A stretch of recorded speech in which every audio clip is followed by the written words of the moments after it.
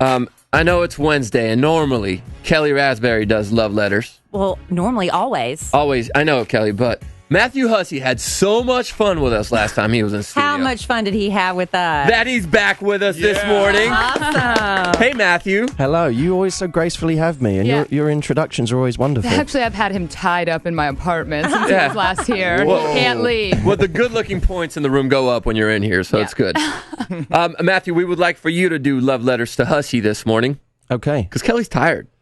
You know what? I'm going to sit back and listen to a real expert. I mean, Kid just named me the love expert. I haven't had any formal training. Matthew, have you studied? I mean, do you have a degree in relationships? This is a good question. No, actually, whenever I'm called a dating expert or a relationship expert, I always cringe because I don't That's know the way I feel. what could be a more narcissistic title than to think I just know all relationships and dating. But I'm interested in it, and I perhaps enough to have studied it enough to have a few tips. Do you have like a psychology background at all? No. No? Okay. No. But I'm a great case of somebody who doesn't need a background in something to pursue it. Yeah. And the book helps. Get the Guy has been a pretty good seller. The book seller. You know? The book helps, yeah. But that's the weird thing about our culture now is if you write a book and it's on the shelf, you're deemed to be an expert. Of course. Which is, I think, a sad thing, actually. It's not a good thing because there are plenty of people who have written books who are maniacs. Right. Your book is excellent. I've always said I love the thing about Get the Guy is it's not just a philosophy. It's practical. Mm-hmm. Go out and do this and this will work. And we've had women try.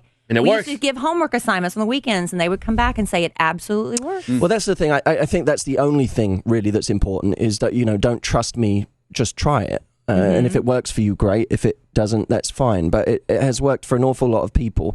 And we've got, I think, the biggest... on YouTube, for example, we have the biggest channel out there because people are following this in large numbers. How many men follow you? Do you hear from a lot of men? It's quite a lot. We have a lot of guys who want to come to the seminars. Yeah. Because they want to be gotten. Yeah, can't you do Get the Girl? Yeah. we at some point we may, but for now we're concentrating on the ladies. Because it feels like the men are in the power position. It We just are. always has felt that way. Do you think that's true? That's the way I feel. Like it's that if you play by the rules we were taught growing up, the men always have to call and ask you out, and so This you're is in how the I weaker feel. position. I'll be honest, I'm a little more forward, and I'm a little selective. I have no qualms about approaching a guy, like asking the guy to go to the, dude action movie the other night, that kind of thing. Right. But after that, I do feel like the guy's in the power position because I can't be the one texting all the time. I'll be forward, but then I kind of leave it up to him. Right. Big Al, have you been the type to approach women, or do you?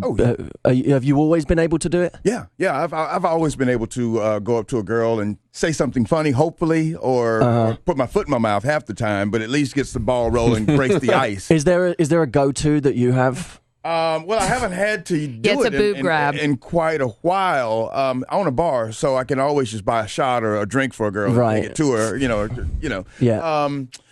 A go-to line? No, not anything in particular. I mean, like I said, just something comment on her dress or clothes or hair. It's usually offensive. Yeah, Really bad. It might be borderline insulting, but not quite. But Stereotypical sometimes. On the right side of cheeky. Yeah, trying to be funny, but pushing the Offensive, envelope a little bit. Well, there's a big audience for that, actually. Has a girl ever used one of your techniques on you, not knowing it was you? That's a good question. I'll hang up and listen. They have.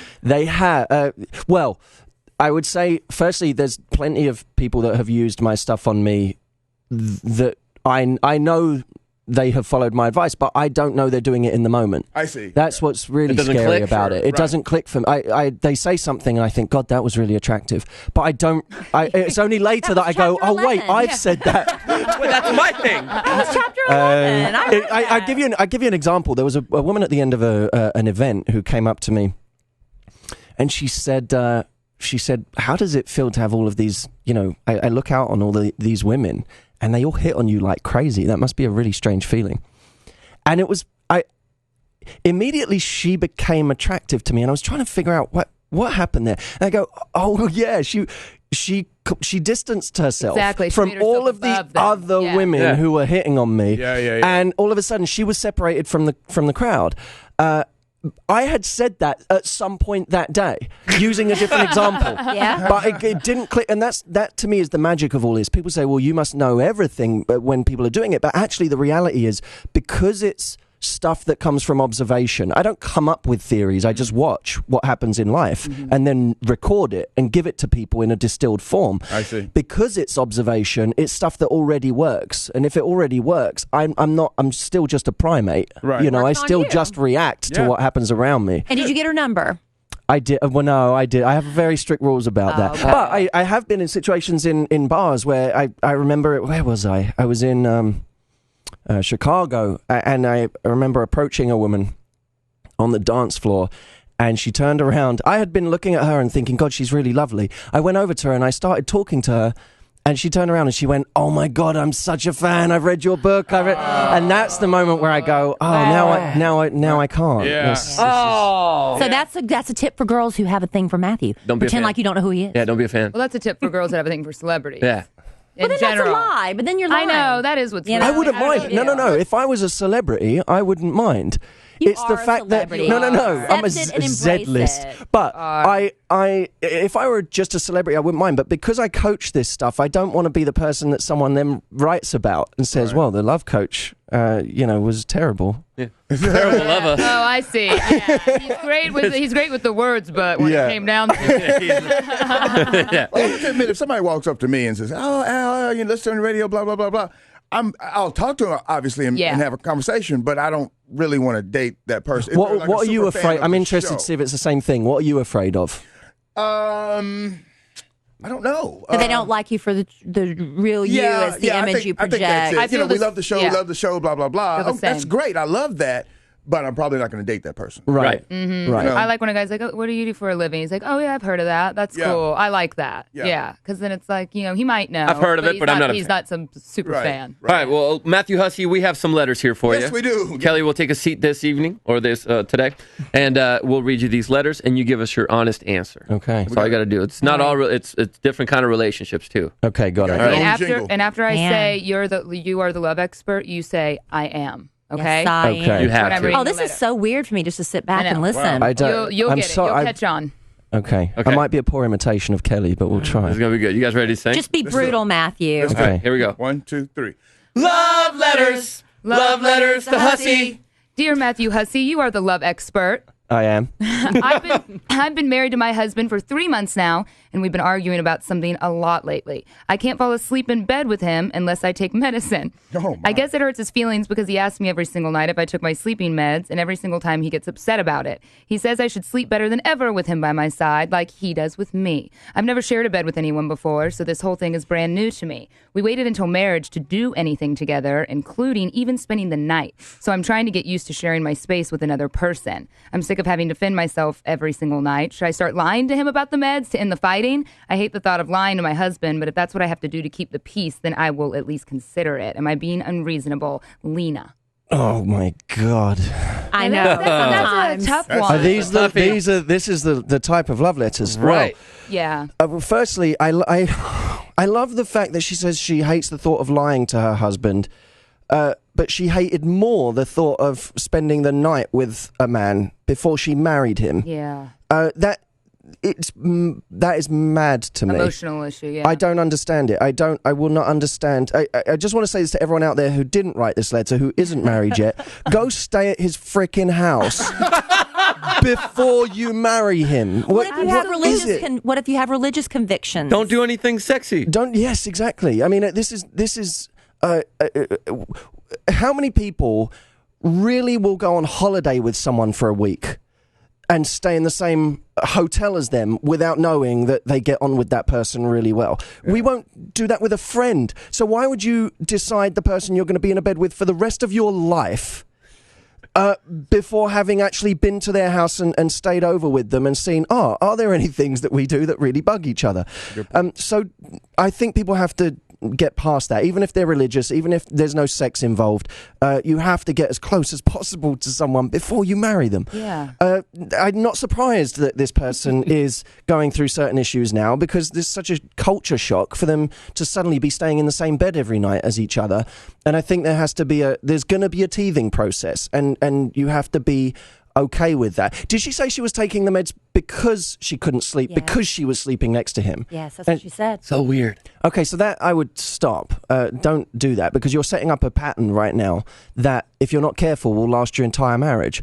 Instead, go through the difficult period of having to get used to being in bed with somebody, even if it means a couple of nights a week you don't do it. You don't have to do it every single night of the week, but go through it. Don't numb it by taking sleeping meds. Of course he's insulted. I would be too, I think, if my partner had to take meds to fall asleep next to me. What if I just take them for fun? Well, there. That's a different story. Last night was great, Jenna, was it? Solid first answer. That was pretty good. Pretty good. That was complicated and heavy. Let's see what else we got. Matthew Hussey, guest love letter expert. All right. Ready for the next one? Yeah. Love letters. Love letters to Hussey. Dear Matthew Hussey, you are the love expert. Yeah, I am. Yeah, you need to answer, Matthew. I'm really embarrassed by my mom. I think she's going through a midlife crisis or something. She came to my school for a meeting with my teacher last week, and she borrowed one of my outfits. My boyfriend has been making comments lately about how my mom seems to be getting hotter, and I think she's going to the tanning bed, and she might even have gotten her eyeliner tattooed on.